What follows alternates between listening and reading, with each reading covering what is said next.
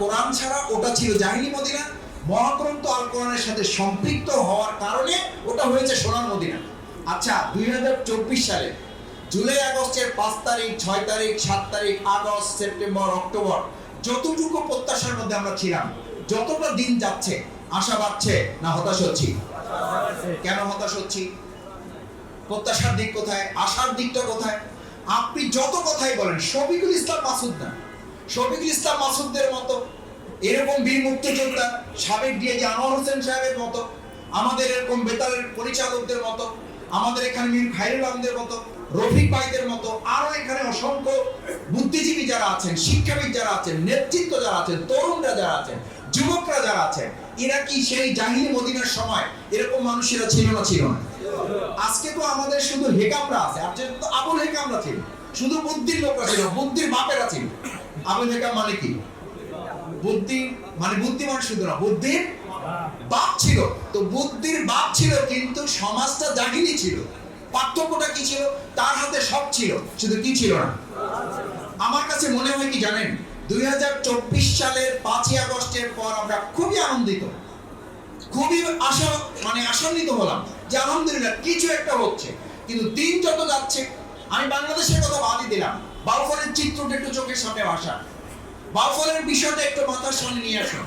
বাউফলের চিত্রগুলো পত্রিকায় ইতিমধ্যে যা রেকর্ড হয়েছে, যা সাংবাদিকদের মাধ্যমে জেনেছেন, বাউফলের সম্মানিত নাগরিক হওয়ার কারণে আপনারা যে খোঁজ খবরটুকু রাখেন, যদি বিবেকের কাছে কোশ্চেন করি, এরকম 2024 সালের আরো অসংখ্য 5 আগস্ট যদি আসে, আরো অসংখ্য জুলাই আগস্টের অভ্যুত্থান যদি বাউফল এবং বাংলাদেশে ঘটে, কিন্তু কোরআনের অভ্যুত্থান যদি আমরা করতে না পারি, তাহলে নিশ্চিত করে বলা যায় এরকম অসংখ্য অভ্যুত্থান ঘটবে, কিন্তু আমাদের সোনার বাউফল, সোনার বাংলাদেশ কোরআন ছাড়া কেউ করতে পারেনি, পারছে না, ভবিষ্যতেও কেউ করতে পারবে না।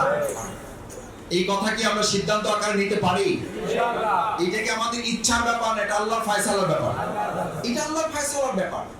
বাউফল ফাউন্ডেশন, এই যে আজকে এখানে যারা আছেন, উদ্যোক্তা বৃন্দ, এখানকার উপদেষ্টা বৃন্দ, এখানকার সাথে সংশ্লিষ্ট যারা আছেন, সম্মানিত নেতৃবৃন্দ, আপনারা যারা এখানে আছেন, যে কারণে আজকে এখানে আপনারা এসেছেন, সকলের একটা টার্গেট, মান আহাব্বা লিল্লাহ।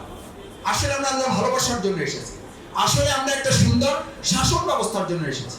সত্যি আমি খুব উদ্বিগ্ন, উৎকণ্ঠিত যে বিগত 2024 সালের 5ই আগস্টের পর যত দিন যাচ্ছে, তত যেন আমাদের উদ্বেগ বাড়ছে, তত যেন আমাদের উৎকণ্ঠা বাড়ছে, তত আমাদের টেনশন বাড়ছে।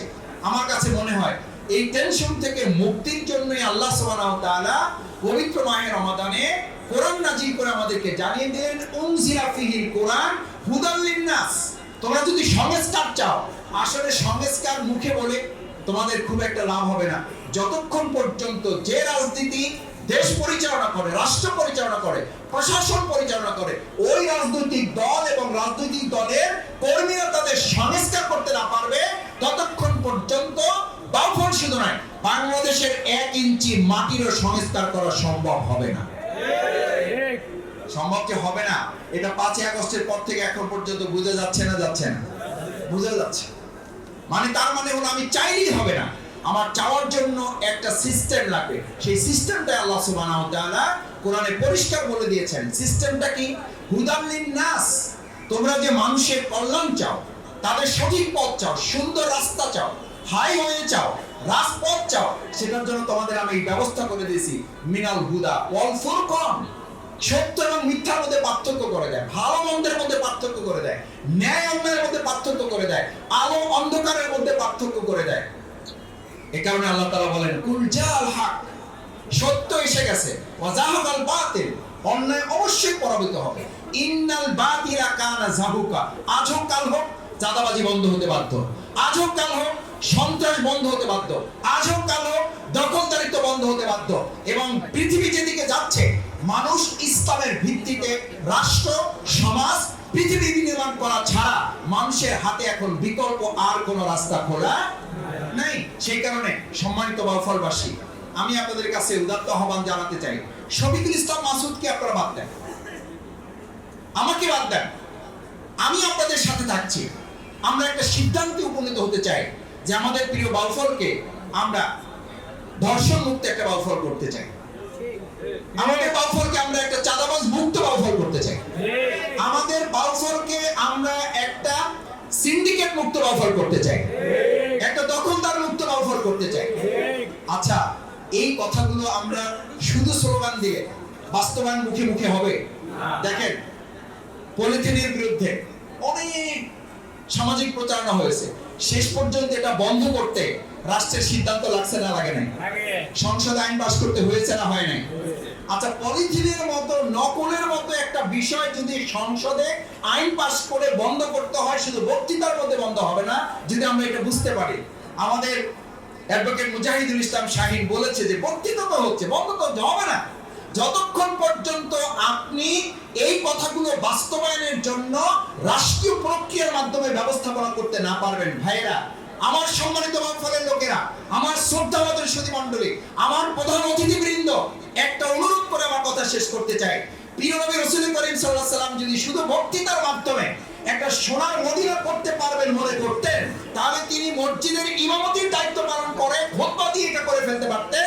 মদিনা রাষ্ট্রের রাষ্ট্রপতি হওয়ার তার দরকার, কিন্তু তিনি রাষ্ট্রপতি হয়েছেন না হন নাই? দরকার ছিল না? ছিল না? ইমামতির মাধ্যমে সেটা সম্পন্ন হয়েছে? কেন হয় নাই? রাসূল করিম সাল্লাল্লাহু আলাইহি সাল্লাম ইমামতির বক্তব্য দিয়ে যদি সমাজ রাষ্ট্র পরিবর্তন করতে না পেরে শেষ পর্যন্ত রাষ্ট্রীয় দায়িত্ব নিয়ে তা করতে হয়, তাহলে আমাদের প্রিয় মাতৃভূমি বাংলাদেশে আজকে শুধু বক্তব্য, শুধু আলোচনা, শুধু বক্তৃতা, শুধু সেমিনার, শুধু সিম্পোজিয়াম দেওয়া হবে, নাকি রাষ্ট্রীয় জায়গায় আমাদের বসতে হবে? কোরআন কি সেখানে পৌঁছাতে হবে? আমরা সোনার বাংলা করার জন্য, সোনার বাউফল তৈরি করার জন্য আজকে এখানে যারা উপস্থিত আছেন, আমরা কি এই সিদ্ধান্তে উপনীত হতে পারি যে কোরআনের ভিত্তিতে সোনার বাংলাদেশ করার জন্য আমরা একটা সোনার বাউফল করতে চাই? ইনশাআল্লাহ, ইনশাআল্লাহ।